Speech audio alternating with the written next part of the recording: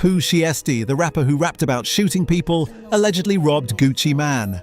Not metaphorically, actually, with guns, in a parking lot.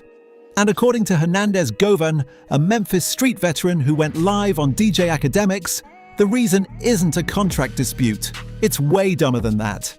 It involves a dead rapper, some expensive chains, and the kind of disrespect that makes people do things that send them to federal prison for the rest of their lives.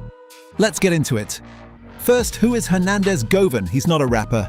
He's not a YouTuber. He's a guy from Memphis who was involved with the murder of young Dolph and beat the case. This morning, Hernandez Govan is a free man. Govan was the accused mastermind behind rapper Young Dolph's murder, and he was acquitted on those murder and conspiracy charges in rapper Young Dolph's death.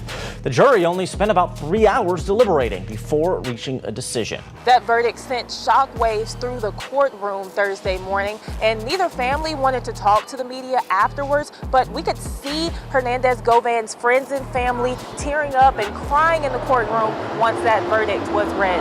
Now, all of this dates back to November 17, 2021, when Adolph Thornton Jr., known as Young Dolph, was shot and killed by Cornelius Smith and Justin Johnson. It was at Makita's Homemade Cookies on Airways.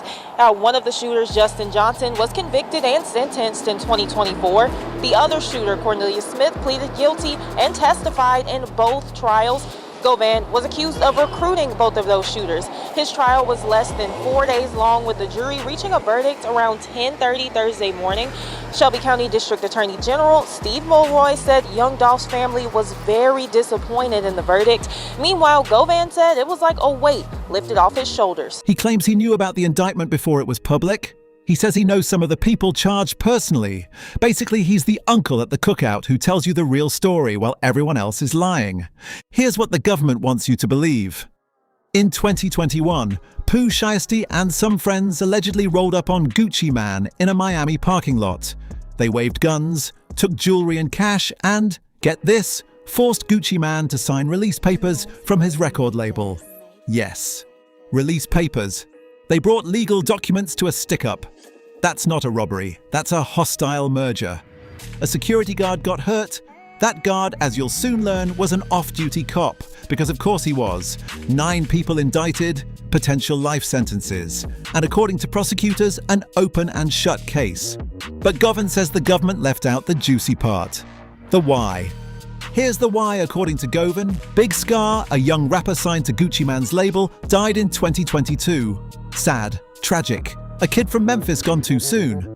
Now you'd think the appropriate response is plan the funeral, support the family, maybe release a tribute song. Standard stuff. But Gucci Mane allegedly did something else. He asked for his 1,017 chains back. Yes.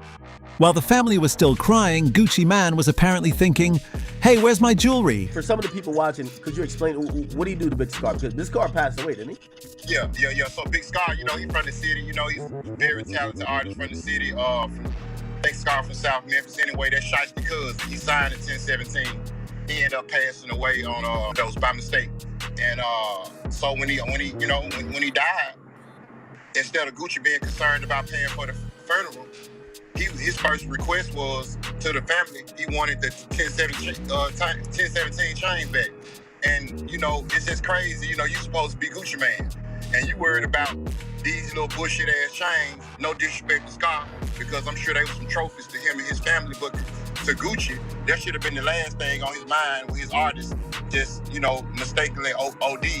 So, and then, they had to go through hoops to get a nigga to send some money, for the funeral or whatever. They had to blast him on social media to get him to do that.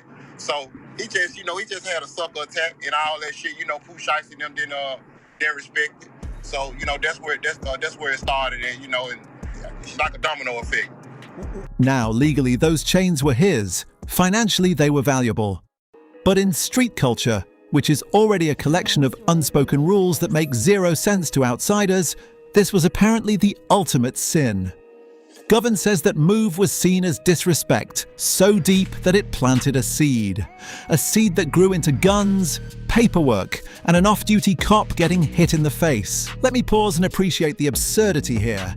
In the streets, you can sell drugs, carry illegal firearms, and potentially shoot at people. All of that is fine, apparently. But asking for your property back after someone dies?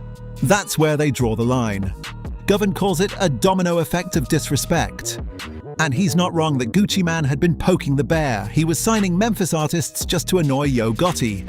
So, do you have any problems with Gucci? Do I have any problems with Gucci?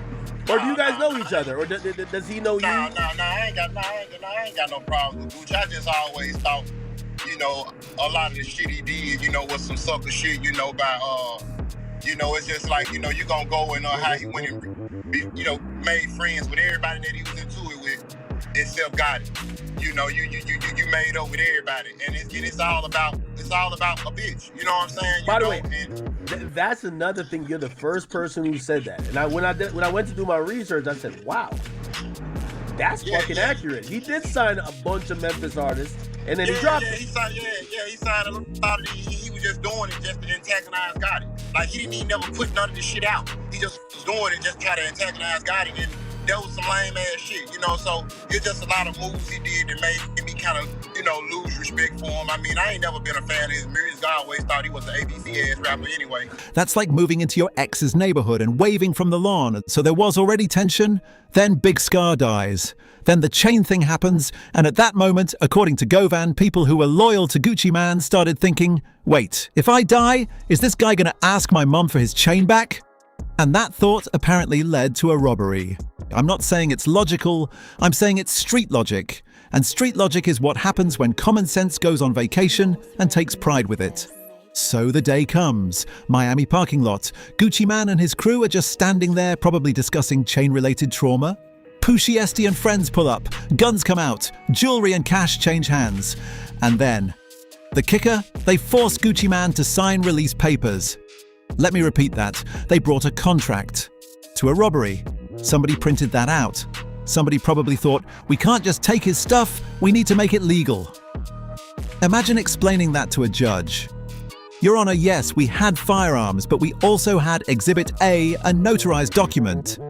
Govan says Gucci Mane was also briefly kidnapped, so add false imprisonment to the list. This is not a simple robbery anymore. This is a crime spree with administrative paperwork. And there's a white cameraman who got roughed up. Fresh wounds. Great for evidence, not great for Pooh Shiesty's future. Here we go, chat. This is a picture of the victim. So this white kid here, a white guy, he's a cameraman. So it looked like they probably called the police right away, because you know there's photos of him, and these are fresh wounds. So what happened was, well, yeah, seems like. Now here's the part that makes me almost feel bad for Pooh Shiesty.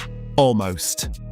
Gucci Mane's bodyguard was an off-duty police officer, meaning at the time of the robbery, a literal cop was standing there wearing a security polo, probably thinking, I hate this job.